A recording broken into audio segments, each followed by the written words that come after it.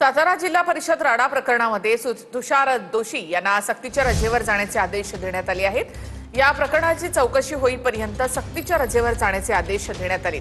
तर फडणवीसांनी तात्पुरती मलमपट्टी केली अशी प्रतिक्रिया यावर राऊतांनी दिली आहे।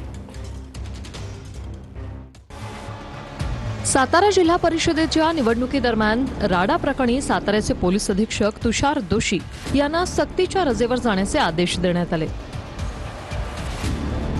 या प्रकरणाची चौकशी होईपर्यंत सातारा पोलीस अधीक्षक तुषार दोशी यांच्या सक्तीच्या रजेवर जाण्याचे आदेश आहेत। दरम्यान चौकशी होईपर्यंत अतिरिक्त पोलीस अधीक्षक वैशाली कडूकर यांच्याकडे सातारा पोलीस अधीक्षक पदाची जबाबदारी देण्यात आली।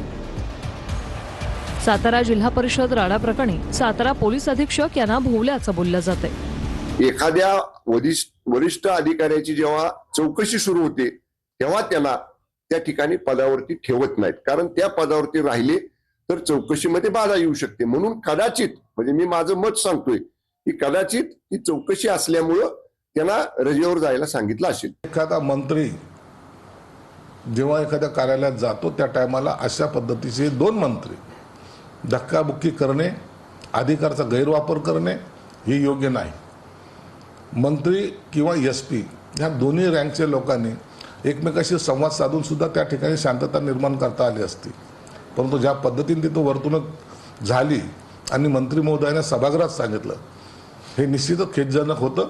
म्हणून त्यांना सक्तीच्या रजेवर पाठवण्यात आलेलं आहे। ही एक तात्पुरती मलमपट्टी असते देवेंद्रजींनी केलेली।